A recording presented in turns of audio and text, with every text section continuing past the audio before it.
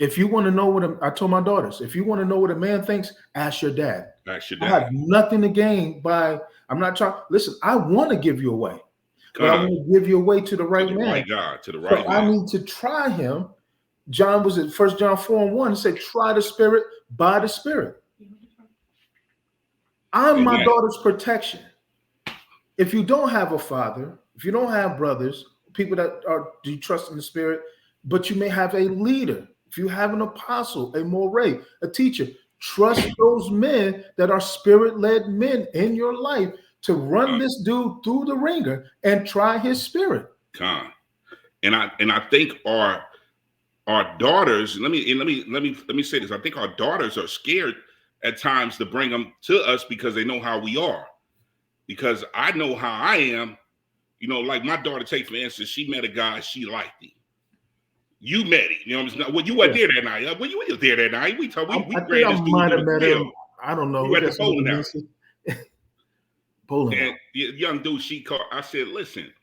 I told him off the back. I said, listen here, son. You don't believe in the Most High. You don't know the Most High. So how can you even try to entertain my daughter? Mm-hmm. You don't know the Most High. How are you going to even do anything for my daughter? Mm-hmm. If you don't even know who you are, then one, you don't know who you are, and you don't know who the Most High is. So Mm-hmm. what can you provide for her that knows the Most High and knows what to expect, because she's seen me be the father and the man to her mother and what I have been. So anything less than what her or my uncle, or me or her uncles are, you don't fit the bill. You don't meet the criteria. Mm-hmm. I said, so I tell my daughters, quit entertaining these dudes that don't know the Most High. Mm-hmm. I said, you can't go and convert nobody. You Con. can't convert nobody. Mm-hmm. So don't come in here telling me I found somebody. No, you ain't found nobody. You found something, but it ain't from Yah. Mm-hmm. Because you want to find dudes that don't know the Most High. Then you want to come and you want us to pray. You want us to lay hands. Then you want us to go in there and be like, oh, we'll teach him. No, wait a minute. Hold up. Why you didn't wait to get somebody he had for you? Yeah.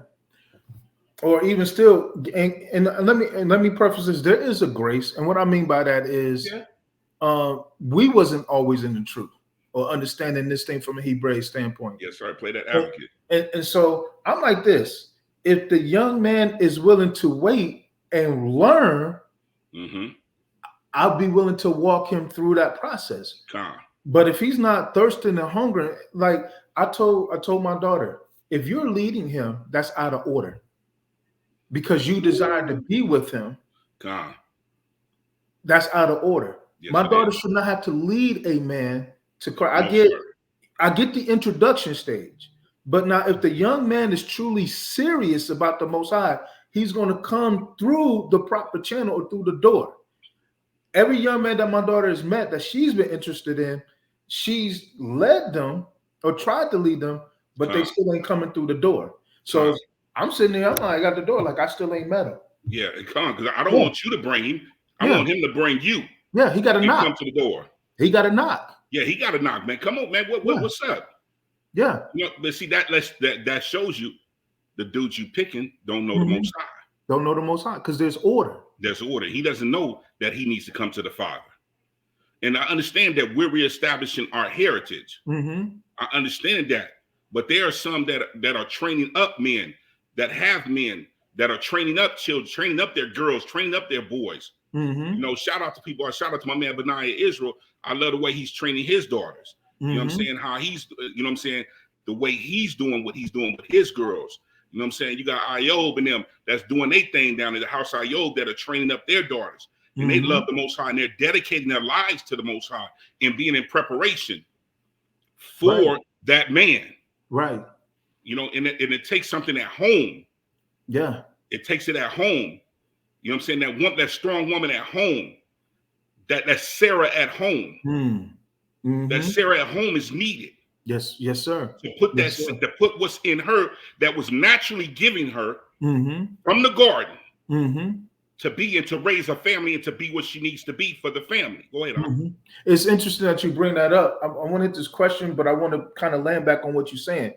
Rebecca, she was doing her day to day. She learned her day to day from her mother. So her mother had taught her how to be the virtuous woman that she was going to be before she met Eleazar. So by the time she meets Eleazar, she's in position to be found because she had a great example at home. And so because of that, usually daughters of Zion, when that man introduces himself or presents himself, he's presented himself when you least expect it, because you're about the work of the Most High. You're seeking, you're loving, you're prioritizing the Most High. And so in you prioritizing the Most High, right now, even though there is a desire, you're not really studying no man.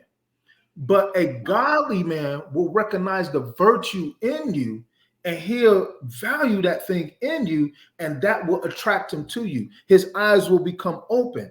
Eleazar's eyes were open to the woman that Rebecca was because of her heart for service. Her heart reminded him of the woman that was serving his master Abraham. So when you say, how do we know that he wasn't from the Most High?